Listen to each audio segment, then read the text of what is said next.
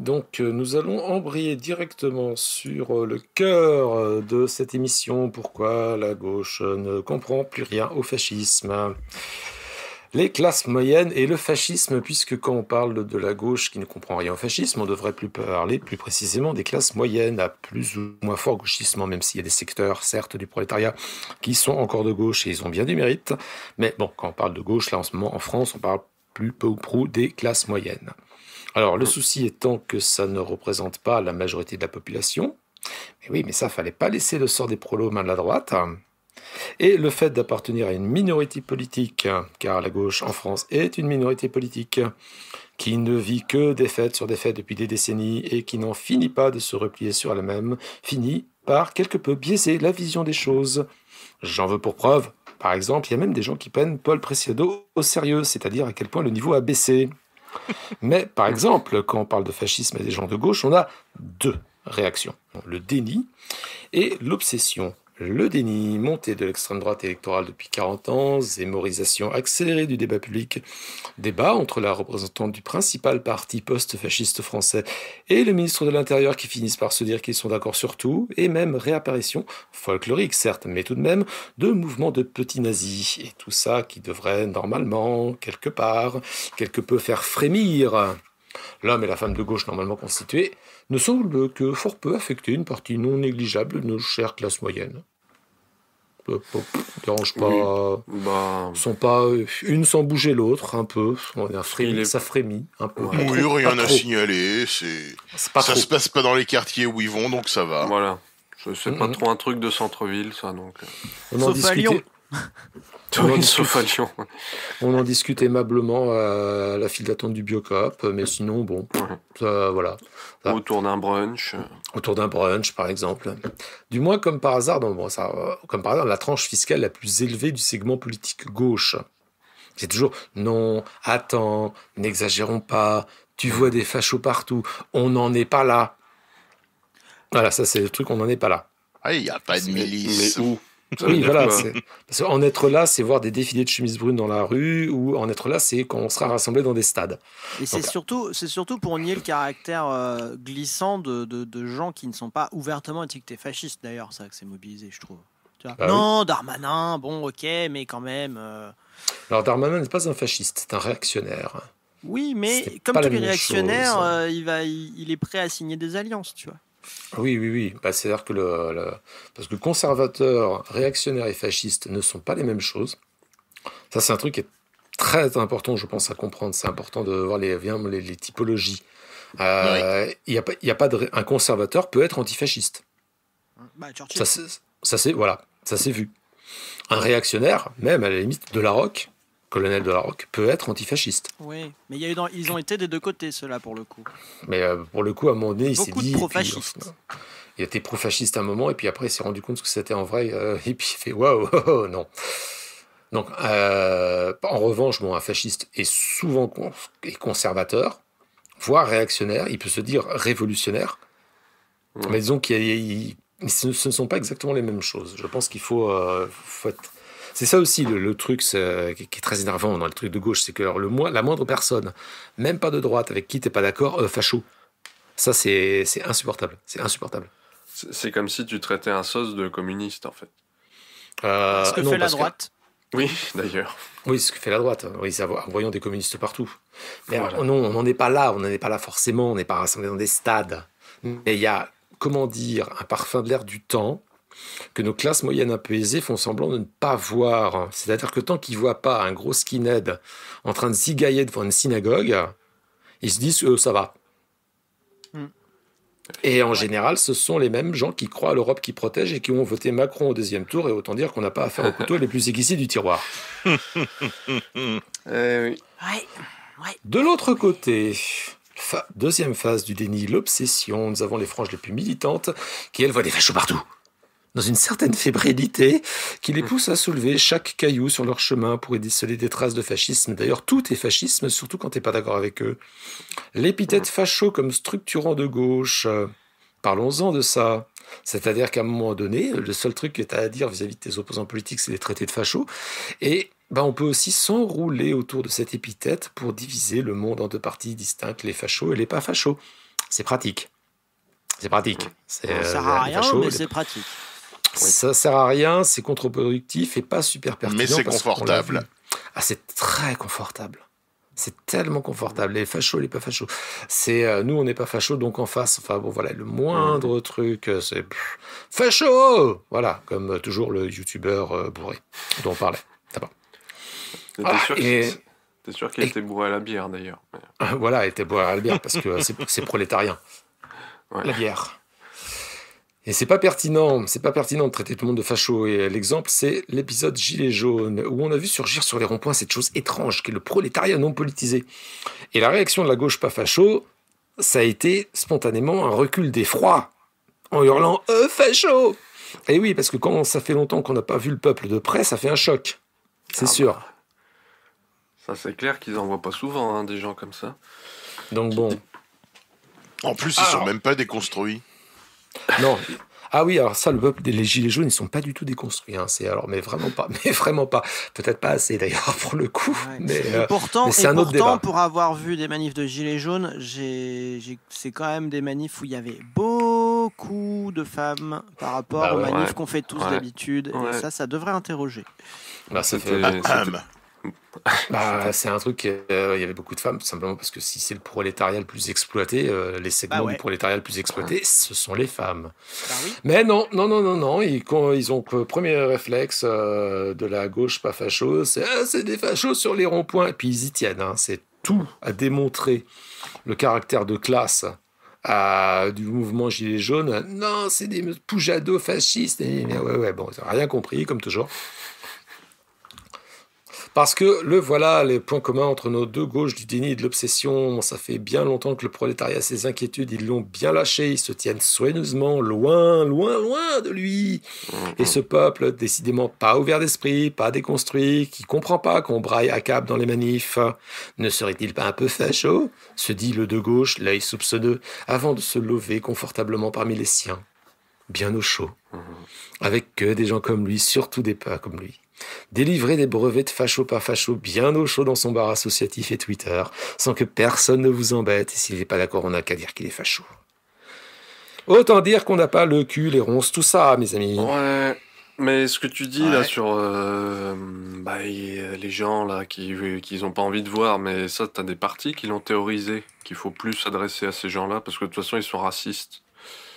Terra Nova. Voilà.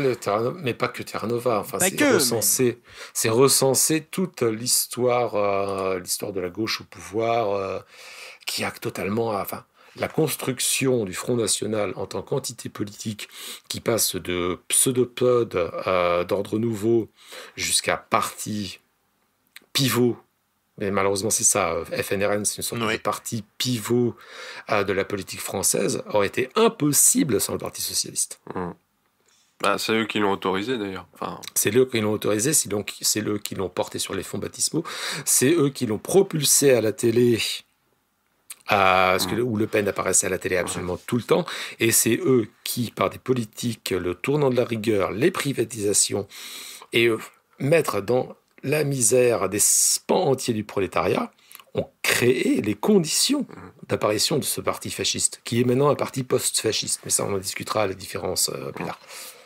Il est impossible. Ça marche que tant que le fascisme n'est pas revenu. Tu vois. Puis, sans compter que quand tu prends des gens pas très politisés qui commencent à parler de leurs problèmes en des termes un peu mal dégrossis, on va dire, leur dire « Ouais, vous êtes fasciste », c'est surtout un bon moyen pour qu'ils disent peut-être. Pour qu'ils disent c'est ça être fasciste, c'est pas grave, allons-y alors.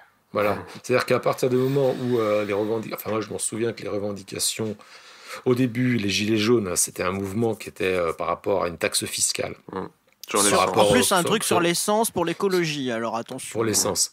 Donc un truc dont le prolo de base, il aimerait bien s'y intéresser, parce que c'est pas qu'il s'en fout, c'est qu'il aimerait bien s'y intéresser, mais qu'à un moment donné, quand tu es dans de la survie permanente, il y a des trucs qui sont prioritaires. Et l'essence qui augmente, c'est prioritaire. Oui, d'ailleurs, quand tu vois au Chili, ils sont fait un mouvement social de ouf. Pour prendre une comparaison, oui, vas-y. D'un autre pays comme ça, on voit que c'est pas franco-françoise.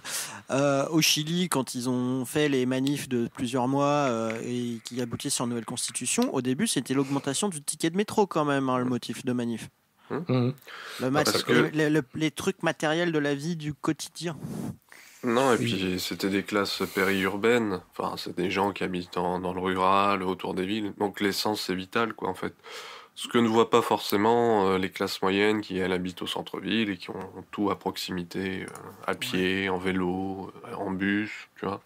Moi je voulais revenir sur ce que tu disais sur la classe moyenne, enfin les segments supérieurs de la sociologie de gauche. Je pense qu'il y a un vrai problème de contenu des revendications concrètes à cause de ça. Alors on parle de Terra Nova parce que c'est le truc le plus classique. Mais je vais pas le mettre en mode le sociétal nana parce que je pense que ça c'est pas vrai. Mais si on reprend ce que disait dans le précédent épisode l'analyse de The Young Pope par Flo. Oui. Il parlait de la liberté nanani. J'ai l'impression que, comme beaucoup de segments militants sont à l'abri du besoin à peu près, ou en tout cas dans une perspective de l'être à relativement court ou moyen terme, si on parle des étudiants ou des jeunes ou des trucs comme ça, les revendications sont beaucoup plus précises et concrètes sur les questions de liberté, de style de vie individuel et tout ça, et plus sur les questions de sécurité. De sécurité. Oui, d'identité aussi, mais je le mets dans le style de vie en fait. Ouais. Mais plus du tout sur en fait la sécurité de la vie, tu vois, manger, avoir un logement, pas être enterré sous les dettes, avoir un travail pas trop violent, etc., etc. La sécurité tout court. Ouais, mais du coup, on pourrait appeler ça. Attends, faudrait trouver un truc genre. La sécurité sociale. Voilà. Un truc ouais, genre. C'est une idée. Ouais, ça pourrait le faire, ça sonne bien et tout. Non, mais voilà, et je pense que c'est un des vrais enjeux parce que à part quelques, enfin, tu vois, à part un Méluche ou quoi, mais c'est presque tradition. Et comment dire, on est moins précis, moins dans la finesse, moins dans le concret sur ces questions-là que sur les trucs de petits bourgeois en fait. On est super fort et super en mode ultra détaillé sur les revendications de petits bourgeois, mais alors par contre sur les trucs de base de faut manger et faut pas crever de faim, il faut avoir un toit. Pour les gens qui bossent, etc. Il n'y a rien de très concret. Mais mon cher Gwen, pourquoi est-ce qu'à un moment donné, on ne parle pas de toutes ces choses? C'est qu'à un moment donné, il faut entrer dans le dur de la politique. Le dur de la politique, c'est des choses chiantes et techniques, déjà d'une part. Mais le deuxième aspect, c'est qu'à un moment donné, s'intéresser à ce genre de choses, s'intéresser à la politique, nécessite de penser, attention, je vais sortir des gros mots, de raisonner en termes de classe sociale et se rendre compte que ces classes sociales sont antagonistes. Et là, il y a plein de gens, qui t'expliqueront, mais alors le pif enfariné complètement serein, que tout ça est un petit peu dépassé tout de même. À partir du moment où quelqu'un te sort, tout ça est un petit peu dépassé tout de même, il est de droite. C'est le début de la fin de la pensée politique de gauche. C'est le marqueur du truc. C'est où à un moment donné, tu refuses de penser. Surtout que... tu arrêtes. Moi, j'ai déjà testé une réponse marrante à ce genre de remarque, c'est de dire dépassé par quoi? Mais alors... Non, mais surtout... il y a plein de gens qui peuvent se sortir plein de trucs. Si c'est des gens qui se disent de gauche... oui. Si c'est des gens qui se disent de gauche et qui n'aiment pas la droite, qu'est-ce que c'est d'autre, la gauche et la droite, normalement, que deux classes antagonistes? Enfin, je sais pas. C'est quoi alors, sinon? Enfin, je sais pas. C'est les styles de vie, c'est les réactionnaires contre les gens qui veulent laisser la liberté à chacun de vivre la vie comme ils l'entendent. Oui. Sauf que la liberté de la vivre comme ils l'entendent, sous-entendu, c'est bon, de toute façon tout le monde a les moyens de faire ce qu'il veut déjà, c'est juste une question de morale. Alors que Nine... Et ça, cette espèce de... L'expérience fait la conscience. Tu fais pas ton coming out en zone rurale quand t'as pas d'argent et que tu cherches un travail dans les mecs où tout le monde se connaît dans le coin, par exemple. Non, ça, c'est un lien très concret, style de vie et classe sociale, tu vois. Voilà, quand t'es une femme, tu te sépares pas d'un conjoint violent si t'as pas de ressources. Tout à classe fait. sociale et style de vie et féminisme. Et en fait, je sais pas, il y a un truc qui est mal ficelé, quoi.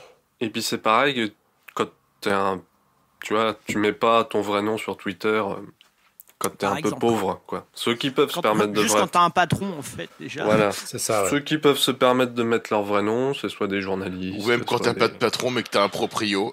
Ouais, voilà. Oui, voilà. Donc cette Donc, espèce de truc là qu'on a en ce moment, ah oui, et l'anonymat sur les réseaux sociaux, bah oui, c'est juste pour se protéger en fait. Mais et en plus Ah c'est oui, pas de c'est- l'anonymat. Enfin, je veux dire, on peut te retrouver si jamais tu Oui, déroges à la l'anonymat, loi, c'est- quoi. l'anonymat, c'est pas à la base, c'est pas pour faire du shitposting sur Reddit et y passer ses soirées. C'est-à-dire qu'il y a des raisons qui sont économico-sociales de base, tout simplement. La Et survie, quoi. c'est pour se protéger. Bah Et oui. pour revenir à cet épisode des Gilets jaunes, qui pour moi est ce qui est le plus marquant dans qui rejoint tout, parce que tout est dans tout, qui rejoint pourquoi la gauche ne comprend rien au fascisme. L'épisode des Gilets jaunes est quelque chose d'extrêmement révélateur. Mm. C'est-à-dire qu'à un moment donné, on est face à des gens de gauche qui ne comprennent absolument plus le pays dans lequel ils vivent. Mm. Parce qu'ils ne le voient plus. Ils voient des gens qui sont payés 800 € par mois, qui manifestent sur des ronds-points parce qu'ils en ont marre, parce que pour eux, ils sont dans un truc de survie absolument permanente, ils en ont marre et c'est normal. Et leur premier réflexe, c'est de dire « ce sont des poujados fascistes Pour te dire à quel point cette espèce de fossé, qui est un fossé de classe, parce que pour Ah oui, pouvoir oui. traiter les gens de poujados fascistes, il faut déjà disposer d'un certain capital culturel que tu acquiers dans un cadre de classe sociale. Tout ça parce qu'ils disent on paye trop d'impôts. Non, on est trop taxé et à un moment donné, Ouais. le mouvement des Et- Gilets jaunes s'est mis à revendiquer des trucs de hausse de salaire et à partir de là, t'as tous les Éric Brunet et les, Mhm. Ils ont et les lâché Damien le Ri- truc les horrifique. Damien Riot qui ont tous les droitos et tous les post-fascistes qui se sont braqués en disant mais je ne comprends pas. Enfin, il y a les témoignages d'Éric Faut- Brunet faut- avec la faut- lèvre qui faut tremble. rendre, Ah, c'était... Faut rendre justice quand même à notamment les Lamberto qui sont allés sur les ronds-points dès le début. Nos petits amis du POI et tout ça, ils y sont allés direct et ils sont pas pour rien dans les évolutions de revendications aussi. Tu vois. Ils ont fait le taf Non, en et fait. puis Oui. la gauche, au lieu de mépriser les Gilets jaunes, elle ferait bien de s'en inspirer parce qu'ils ont vachement renouvelé tout le folklore militant inutile et épuisant. Oui. Alors, Mais ça, ça, pour ça, le coup, dans les grèves sur les retraites, ça s'est vu. Hein. Je trouve. Alors, En tout cas, ouais. en Ile-de-France, ça s'est vu. Les cheminots et tout, ils avaient repris tous les trucs. C'est-à-dire que maintenant, Et c'était pendant vachement des plus années, sympa. Bah pendant ouais. des années, on a fait que des manifs de témoignages qui servaient strictement à rien. À Paris, Bastille Nation. Ah, À Toulouse, c'était du point A au point B. On se retrouve tous, on se tient chaud, on chante, on mange des merguez et après on prend l'apéro. voilà. Et ça, c'est un truc de stratégie qui est très très amusant. C'est qu'est-ce que tu fais avec un acteur qui, ne connaissant pas les règles du jeu, n'en applique aucune. Et là, on l'a vu avec les Gilets jaunes. Bon, là, Et c'était les redécouvre au fil du temps, surtout. C'est ça qui m'a fait marrer, moi. C'est Ils sont, carrément, retombés ils sont retombés sur les formes, on va dire, classiques du mouvement social, mais par expérimentation rapide. C'est-à-dire, ils ont commencé, ils ont fait leur truc sur les. Enfin, tu vois, ils ont fait la jacquerie, ils sont allés sur le rond-point devant les entreprises où ils bossent, en mode, on n'est pas content. Et puis. Après, il a fallu s'organiser. Alors, qu'est-ce qu'ils ont fait ? Ils ont trouvé un point de ralliement, ils ont construit les cabanes, les machins. Et puis, il a fallu discuter de qu'est-ce qu'ils allaient faire la semaine prochaine. Alors, ils ont fait une assemblée générale, et ainsi de suite, et ainsi de suite, et ainsi de suite. Et puis après, ils ont pas bougé et ça faisait rien. Donc ils se sont dit, je sais pas, faut peut-être aller vers les lieux de pouvoir, à Paris, tu vois. Il faut être peut-être très nombreux à Paris. Enfin, tu vois, c'est... Bon, nous avons tous en mémoire les images absolument fantastiques. Bon, première manif des Gilets jaunes à Paris, dit, bon, moi je me disais, ok, les Gilets jaunes vont faire une manif à Paris. C'était un samedi après-midi, moi je vaquais à mes trucs. Et je vois les premières images de trucs où je vois les Gilets jaunes en train de dépaver les Champs-Élysées. Je fais, ah ouais. Et n'oublions pas le transpalette quand même. Ça, c'est... Et le transpalette. Et là, je me suis dit, wow. Ok, les mecs, là, c'est. Moi, je n'ai jamais vu ça, quoi. J'ai jamais vu une manif de syndicalo utiliser un transpalette pour défoncer une porte de ministère. Et ils ont eu raison de le faire. Oui, tout à fait. Ils ont eu raison de le tout à faire. fait. Parce qu'à un moment donné. Je pense qu'ils n'ont jamais eu autant peur en face que. Ah ouais, non, mais Macron, quand il fait le malin en faisant venez me chercher, ok. Hein, quoi non, attendez. Wow. Pas si vite. Mais voilà, quoi. Enfin, c'est la base. Ça, je sais pas. On était à ça quand même, à 2 doigts d'avoir que Macron nous fasse une Baden-Baden. Je pense qu'il l'a fait d'ailleurs. Moi, je pense qu'il l'a fait. Je pense qu'il s'est réfugié dans un coin pendant À un moment oui, donné, oui. vers le décembre 2018, il s'est planqué parce que c'était oh putain, c'est chaud. Bah oui. J'en suis sûr. Moins spectaculaire que Baden-Baden parce que De Gaulle est disparu pendant vraiment quelques temps. Il a vraiment eu peur. Mais bon, c'était drôle. Donc voilà, je pense qu'à un moment donné, il y a une partie.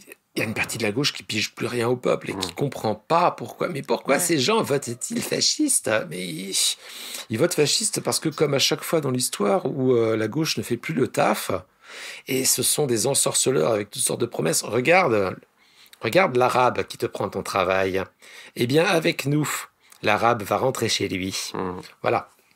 C'est aussi simple que Mais ça. oui, C'est la gauche. et la différence, une des différences, je trouve, c'est que nous, on a ce truc de pureté, il faut que ce soit comme dans les livres qu'on a lus dans toute notre carrière militante ou qu'on nous a raconté quand on les a pas Vendu. lus, tu vois. Ouais. En face, les fachos, ils s'embarrassent pas trop de détails, ils sont pragmatiques, ils repèrent les trucs qui ont l'air de marcher, ils appuient dessus parce qu'en vrai, ils ont aucun scrupule à manipuler les gens et à l'assumer presque, tu vois. Et puis voilà, si ça marche, c'est bien.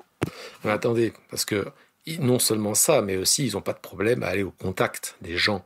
Et j'ai un pote qui bosse dans une enseigne de supermarché très connue et qui me racontait qu'à son rayon, où il voit très très régulièrement des personnes retraitées qui viennent, il a identifié des militants RN locaux Ils viennent leur qui se taper la mêlent, discute, l'air de rien. qui se mêlent aux petits retraités pour taper la discute sur le temps qu'il fait et orienter la conversation vers les Quand problèmes de même, l'immigration. quand on voit ce qu'on voit et qu'on entend ce qu'on Quand- entend. Voilà. Et que tout le truc, et ça provoque des discussions sur... Oui. en fait, c'est-à-dire qu'à la base... Thierry, je te déteste parce que tu viens de bâcher la conclusion de ma chronique. En fait, là. Ah non, mais en plus, c'était une anecdote Pas bien. une anecdote perso par rapport à un pote qui m'a raconté ça, etc. Donc, je salue au passage. Donc, mais pour voir que... Bah ouais. Où sont les gens de gauche qui font ça? bah, déjà, ils sont vont pas au au supermarché. Ils sont au marché couvert, au centre-ville, donc déjà... Non, mais, où sont... Moi-même, je ne le fais pas. Enfin, moi, je suis pas retraité, j'ai pas le temps. Non, mais tu vois, J'ai pas le temps de envisager faire le ça. supermarché comme un lieu de militantisme, c'est un truc, à part pour aller faire des autoréductions avec tes copains Toto en marge d'une manif, Oui. personne le fait. Si, eux le font, les FAF le font. Oui, non, mais à gauche, je veux dire, à part si les Ouais. syndicats des supermarchés, mais c'est tout quoi. À part Le lutte syndicat de ouvrière. paysans, évidemment, peut-être lutte ouvrière, et encore, je suis pas sûr. À part lutte ouvrière qui est chaque jeudi devant mon supermarché à côté en train de vendre Ouais. le journal. Mais, et Oui, même mais ça, les c'est cocos, eux, ils vont au marché, ils vont pas au supermarché. Ils Mais n'ont pas ils compris sont- qu'on était en 2021, tu vois. Mais ils sont dehors, lutte ouvrière. Ils sont pas dedans. Ouais, bah oui, parce qu'ils ont les tracts et Oui. tout. Parce qu'ils tiennent trop au tract. C'est pas la même chose. Alors qu'il n'y a pas besoin du tract, il y a besoin de taper la discute. Ouais, avec des gens. Il y a Bon, surtout nous allons... pas besoin du tract. Surtout pas. Pourquoi c'est le bordel à gauche? Est-ce que Philippe va pouvoir nous éclairer un petit peu? Ah bah écoute, du coup ça va être un peu dans la droite lignée de ce que tu viens de dire sur la classe moyenne. Mais enfin, en même Bon. temps, c'est facile, non? On est tous d'accord là-dessus. Donc, Ah, voilà, donc T'es d'accord avec C'était moi? pas Oui. compliqué. Ça, c'est très intéressant ce que tu dis. Oui, merci, toi aussi. Voilà, bon. Je pense. L'émission, il n'y a on pas de peut- contradicteur et c'est pensé exprès. Voilà. On peut faire le disclaimer social avant la chronique de Philippe, je pense que c'est bien. le disclaimer social. Dire Ouais. on tape sur la classe moyenne et dans le truc, dans le podcast, on a quand même un auto-entrepreneur, un chômeur, un prolo de l'éducation nationale et moi je suis le seul connard à être Ouais. à peu près de classe moyenne. À peu près, non. Voilà. Vendu. Vendu. Vendu. Sale petit bourgeois. Je Donc, suis la bah, caution petite bourgeoise de l'émission. On sait que Ouais. t'es le premier qui va trahir, hein, de toute façon. Mais bon, Voilà, c'est pas c'est grave. ça. On Non, t'aime bien le- quand même. Non, le premier qui va trahir, c'est Florent parce que c'est un lumpen. Ah bah oui. Ah, bah oui, forcément. Non, on respecte le truc dans l'ordre. Voilà. C'est donc bon. Donc Philippe.